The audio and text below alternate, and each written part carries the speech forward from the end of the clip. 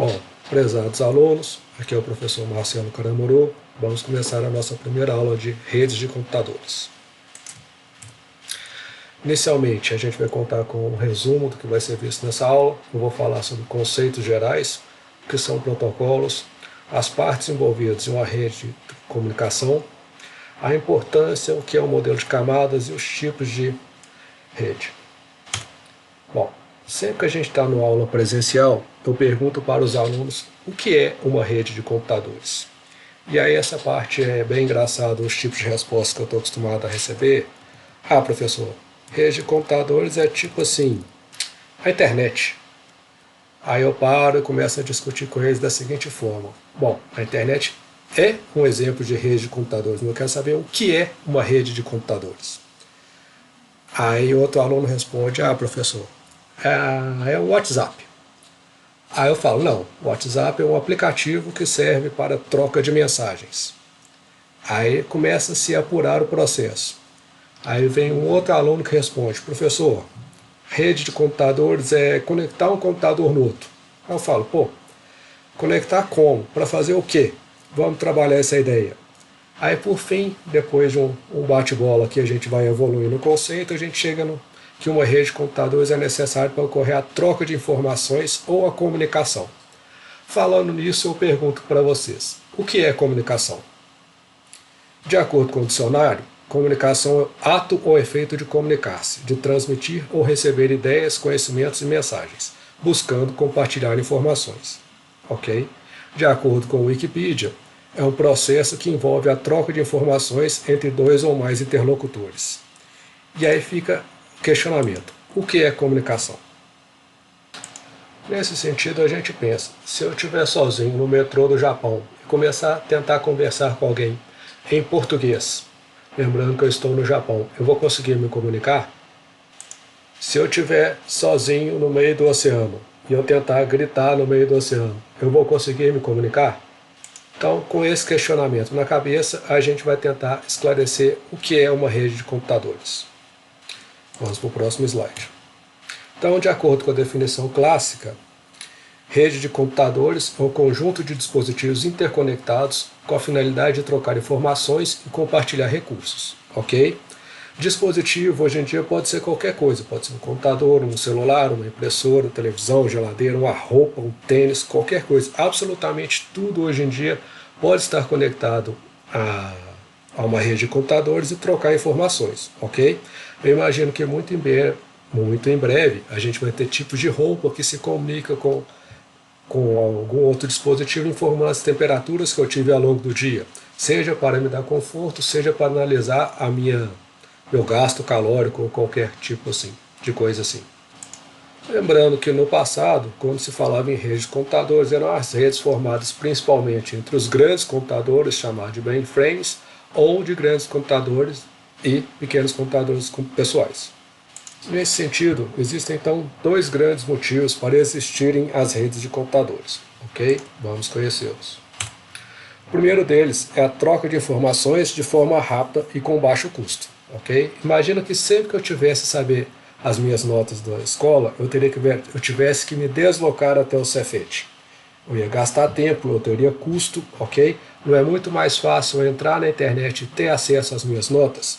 Não é muito mais fácil, em vez de eu me deslocar até o banco para pagar uma conta ou para sacar um dinheiro, não é muito mais fácil eu sentar no meu computador e fazer um pagamento, fazer uma transferência? Da mesma forma, quando eu quero comprar um produto, eu tenho que me deslocar até o shopping, pagar estacionamento, ir até a loja, gastar todo esse tempo, se eu posso fazer todo o processo de consulta e compra e entregar na porta da minha casa, às vezes com um custo menor ainda. Então é um conforto, é mais rápido e tem baixo custo, considerando a visão global da coisa. O outro grande motivo é o compartilhamento de recursos de hardware e de software. Eu posso compartilhar uma impressora, eu posso compartilhar o acesso à internet, eu posso compartilhar processador, disco, memória. Como que isso funciona? Se eu tenho na minha casa 5 pessoas, eu não preciso comprar 5 impressoras se todo mundo quiser imprimir. Eu simplesmente, até porque essa impressora provavelmente numa casa deve ficar parada a maior parte do dia, quem precisar, manda imprimir no computador que está ligado à impressora, ou se for uma impressora de rede, quem precisar imprime diretamente na impressora. Eu compartilho esse recurso sem ter que gastar mais vezes desse mesmo recurso. Da mesma forma, eu não preciso ter uma conexão de internet para cada usuário da minha casa. Eu posso ter, por exemplo, um compartilhamento de processador. Eu, enquanto aluno de doutorado, uso muito os computadores da UFMG para rodar meus testes. Por quê? Porque os testes são demorados. Tem testes que demoram horas, tem testes que demoram dias, semanas, podendo demorar até meses, ok? Se eu tivesse que manter na minha casa um computador rodando de forma confiável durante todo esse tempo, é muito difícil. Então fica muito mais fácil se eu tiver um centro de computação dedicado a fazer esse tipo de experimento, recebendo esse tipo de demanda e me atendendo do conforto da minha casa, ok? Da mesma forma, se eu quero armazenar informação, eu posso usar o Google Drive. Se eu quero armazenar as minhas fotos, eu posso usar qualquer tipo de dispositivo online sem que eu tenha que me deslocar até ele. Porém, todo benefício também acaba acarretando em riscos. Por exemplo, sempre que eu tenho uma rede de comunicação entre dispositivos, estou também estabelecendo um caminho de distribuição de malware. Eu posso estar abrindo uma brecha para invasão e todo tipo de problema que a invasão decorre, chantagem, crime financeiro e outros. Eu posso compartilhar conteúdos que não são adequados, por exemplo, drogas, pedofilia e todo tipo de conteúdo ruim de ser propagado. Continuando, a gente vê então que uma rede de computadores é a forma de comunicação entre diversos dispositivos. Esses dispositivos são eles diversos, variando de computadores, mainframes, até telefones celulares, ok? E esses dispositivos vão trocar informação entre si, e é interessante saber, daqui a pouco nós vamos ver as definições clássicas, que cada dispositivo tem que existir fora da rede, ok? Não pode ser simplesmente uma conexão à rede. Daqui a pouco a gente vê isso. O próximo slide, então, fala o seguinte: quais são os requisitos para ocorrer a comunicação? Obviamente, eu tenho que ter um emissor e um receptor, eu tenho que ter uma estrutura física, que são cabos, são conectores, são equipamentos, são interfaces de redes, tudo isso para saber codificar a informação que está sendo produzida no emissor e levar até o receptor, ok? E o principal, eu vou ter que ter o dado, ou vou ter que ter a mensagem.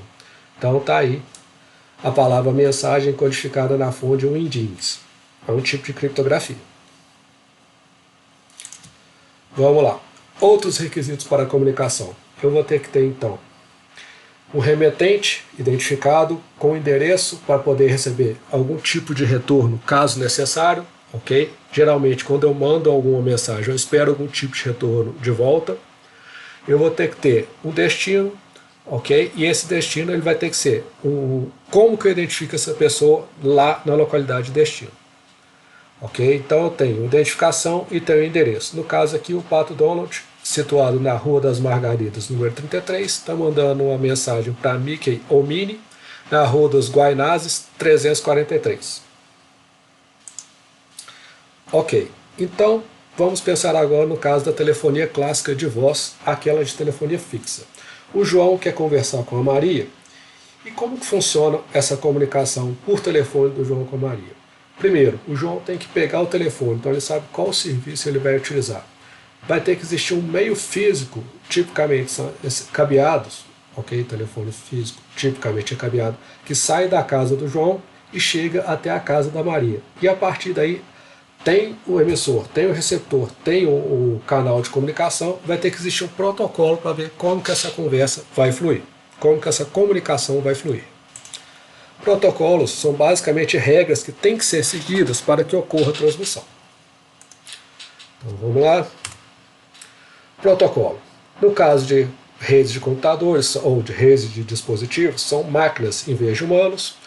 Toda a comunicação é governada por protocolos, ok? Só tem como conversar protocolos que sejam adequados. Então não tem como eu falar em português e escutar em japonês. A comunicação tem que ser feita sob a mesma regra. Então o protocolo vai definir o formato, a ordem, como que é o agrupamento dessa ordem, como que vai ser a ordem de resposta e atuação de cada um.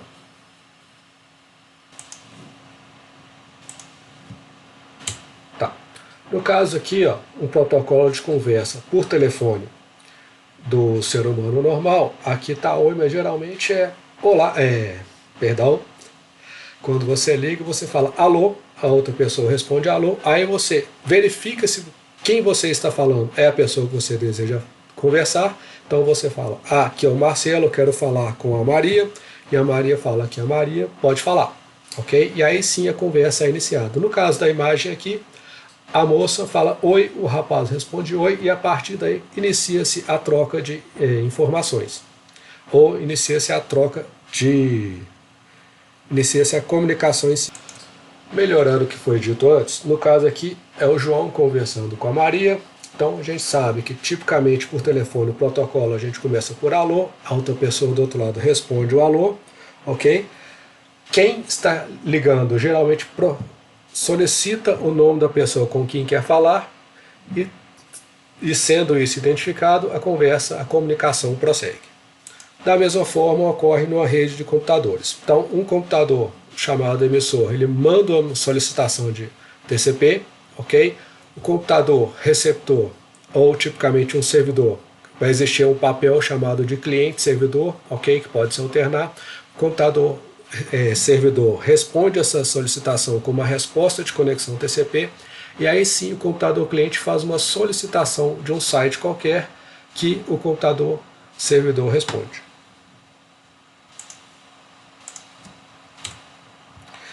São partes integrantes do processo de comunicação em redes. Primeiro, o transmissor ou a origem dos dados, ok? Da mesma forma, tem que ter um receptor ou destino dos dados. Vai ter que também existir algum tipo de interface que vai ser o dispositivo responsável por colocar os dados na origem e tirar no destino. Ele também é responsável por codificar os dados na origem e colocar esses dados no canal de comunicação. Ok? Codificar esses dados no canal de comunicação. Então, tipicamente, na telefonia fixa, a minha voz é modulada em pulsos elétricos, ok? Esses pulsos elétricos, a interface converte a minha voz nesses pulsos elétricos que são enviados através do canal de comunicação. A interface do outro lado vai descodificar esses pulsos elétricos em voz novamente e o receptor vai receber a mensagem. Bom, continuando, a comunicação sempre foi uma necessidade humana, buscando aproximar comunidades distantes. A gente já viu falar dos sinais de fumaça, do pombo correio, do telégrafo, com o famigerado código Morse, as redes de telefone fixa, as redes de distribuição, TV, rádio, TV a cabo, etc. Ok? Isso aqui dá um bate-papo interessante dentro de sala, como que, à medida que o tempo passou, o sinal de fumaça poderia ser visto a quilômetros de distância, um pombo correio que iria mais longe ainda, ok? O telégrafo, os primeiros cabos de código Morse atravessando os oceanos, conectando os continentes, ok? Por fim, o resto aqui a gente vivenciou. Continuando. Então, de acordo com o Tannenbaum, um dos maiores autores da área de redes, rede de computadores é um conjunto de computadores autônomos interconectados por uma única tecnologia, ok? O que isso quer dizer? Isso quer dizer que cada um desses dispositivos da rede tem que ser capaz de existir fora da rede, ok? Ele não é simplesmente uma extensão de um outro dispositivo qualquer, ele tem que ser autônomo. Olha, se eu estou no meu celular, o meu celular ele é capaz de continuar funcionando fora da rede, ok? Se eu estou no computador, ele é capaz de ficar funcionando fora da rede. Todos eles têm que ser autônomos. Continuando. Outras definições clássicas da área. Rede de computadores é um conjunto de computadores com capacidade de processamento e que estão interligados através de uma estrutura física de comunicação e que trocam informações. Ou uma rede é um conjunto de hardware e software que permite o estabelecimento de comunicação entre os computadores individuais. Vamos lá. Por que as redes de computadores são importantes? Se você parar para pensar, atualmente a rede é mais importante do que um serviço, ou melhor ainda, uma rede é tão importante quanto o serviço de água, luz e telefonia para uma casa ou para uma empresa, ok? Para uma empresa ainda, uma rede tem que ficar disponível 24 horas por dia, porque a rede superou a importância para os consumidores do que o telefone de uma empresa. Ninguém hoje em dia liga como primeira opção para a empresa. Geralmente você consulta o site. Aqui um detalhe interessante. O rádio levou 38 anos para atingir 50 milhões de pessoas, a TV 16 anos, a TV a cabo 10 anos e a internet, a World Wide Web, demorou apenas 5 anos. Continuando.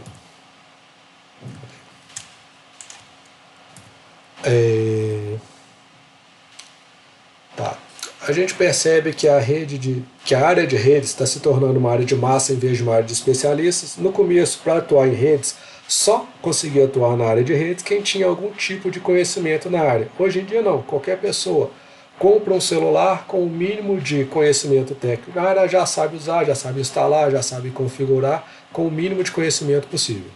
Como eu disse antes, o nome de domínio na internet, ou a URL, é mais importante atualmente que o próprio telefone da empresa, ok?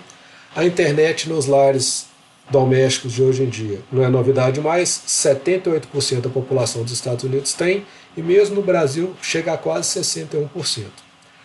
Atualmente, uma notícia recente, que com a pandemia do novo coronavírus, muitas empresas só estão conseguindo se manter graças aos serviços de redes oferecidos pela internet, ou pelas redes de computadores e o serviço de home office para seus usuários. Bom, nós somos da área de desenvolvimento. A gente sabe que é muito mais fácil quando a gente vai escrever um programa, quando a gente divide esse programa em partes isoladas e separadas, ok? Então, no caso de redes, da mesma forma, quando eu vou trabalhar com o modelo em camadas, eu vou querer simplificar o projeto e a manutenção dessa rede, ok? E à medida que eu simplifico o desenvolvimento dessas camadas, eu consigo também isolar e dar independência para cada uma dessas camadas. Então fica muito mais fácil de eu projetar o funcionamento dessa camada e ao mesmo tempo identificar caso ocorra algum erro. No caso aqui à esquerda tem um exemplo teórico de um modelo de 5 camadas, ok? Então a camada de aplicação, uma camada de transporte, rede, enlace física. E vamos supor que alguém desenvolve uma nova técnica de codificação para a rede sem fio que é capaz de transmitir 10 vezes mais informação por unidade de tempo sem mexer no resto, sem mexer nas demais partes da... Vou tentar melhorar esse exemplo. Suponha que atualmente a nossa placa de rede funciona com a taxa de transmissão em torno de 150 megabits por segundo, ok? E um novo fabricante desenvolve uma tecnologia para levar para 1.500 megabits por segundo, ok? Então, onde que ele vai atuar? Ele vai atuar lá na camada física. Ele conseguiu fazer alguma coisa na camada física capaz de multiplicar por 10 a taxa de transmissão, só que o meu navegador, quando eu estou usando o meu Chrome, o meu Edge, o meu Firefox, para ele não faz diferença nenhuma, porque ele está atuando lá na camada de aplicação, ok? Então, tudo que eu for fazer um download a partir de agora vai funcionar a 1.500 megabits por segundo, em vez de 150. E onde que eu mexi? Somente na camada física. Da mesma forma que serviu para a aplicação do navegador, vai servir para a navegação do próprio, vai servir para a aplicação do próprio sistema operacional, do jogo, do Quake, do Doom, que roda lá na camada de aplicação. Para qualquer outro tipo de aplicação, nada disso vai ser influenciado.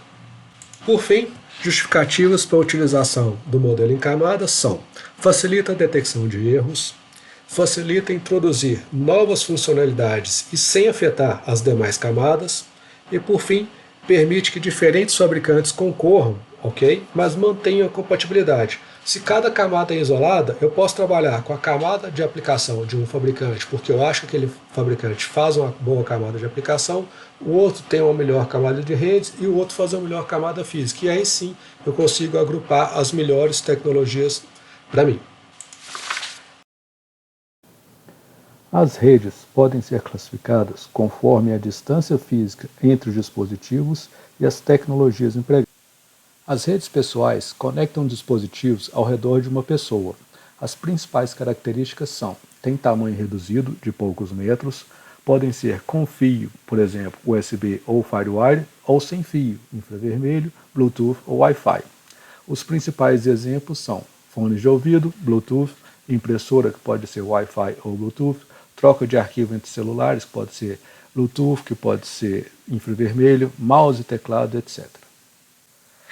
Aqui então eu tenho um exemplo de rede pessoal conectando diversos dispositivos ao redor de um notebook, que pode ser um outro notebook, um tablet, um fone sem fio, um mouse, uma impressora. As redes locais são maiores que as redes pessoais e servem tipicamente para conectar o meu escritório, a minha casa, o prédio, um campus, etc. As principais características são o tamanho variando entre 100 metros a até 25 quilômetros, possuem baixo custo de manutenção e baixa taxa de erros, variam tipicamente com a velocidade de 10 megas até 10 gigabits por segundo. Okay? Exemplos de redes locais são a rede do Cefet, a rede de escritório de uma empresa, a rede que eu tenho dentro da minha casa para atender os meus celulares, da minha família, da minha impressora, da minha geladeira, da minha televisão, etc. No caso da figura aqui então, eu tenho um exemplo de rede local, onde existe a figura de 3 servidores, onde cada um desempenha um papel. O primeiro servidor desempenha o papel de servidor de arquivos, ok? O segundo servidor tem a função de servidor de impressão e, por fim, o terceiro servidor tem a função de servidor de acesso à internet. E com isso, todas as estações da rede vão poder acessar a esses serviços, seja de arquivo, seja de impressão, seja de internet, através desses servidores, através da minha rede local. Aumentando o tamanho das redes novamente, chega-se nas redes metropolitanas, que são redes que conectam as diversas redes locais dentro de uma mesma cidade. As principais características são: tem a função de cobrir áreas maiores que as redes locais e interconectar as diversas redes locais de um mesmo município. Os principais exemplos são as redes de TV a cabo, as redes de telefonia DSL e o WiMAX. O exemplo aqui então deixa claro que uma rede metropolitana serve para conectar as diversas redes locais dentro de uma mesma cidade. Por fim, as maiores redes são as chamadas redes distribuídas ou Wide Area Networks, que permitem interligar dispositivos geograficamente distantes, ou seja, conectando diferentes cidades, estados ou países e até continentes. Tipicamente, as redes distribuídas possuem taxas de transmissão menores do que as redes locais e os canais de comunicações utilizados são alugados de empresas de telecomunicações. Por fim, são exemplos de redes distribuídas a Internet, a Ionisys e a Embratel. As redes distribuídas têm então a função de conectar as diversas redes metropolitanas, ok? Interligando diversos municípios, estados, países, continentes. Uma outra representação de rede distribuída pode ser vista na imagem agora, onde eu tenho uma rede local no Brasil, conectada a uma rede local nos Estados Unidos, na Califórnia, que também está conectada a uma rede local na Inglaterra e em diversas localidades ao redor do mundo.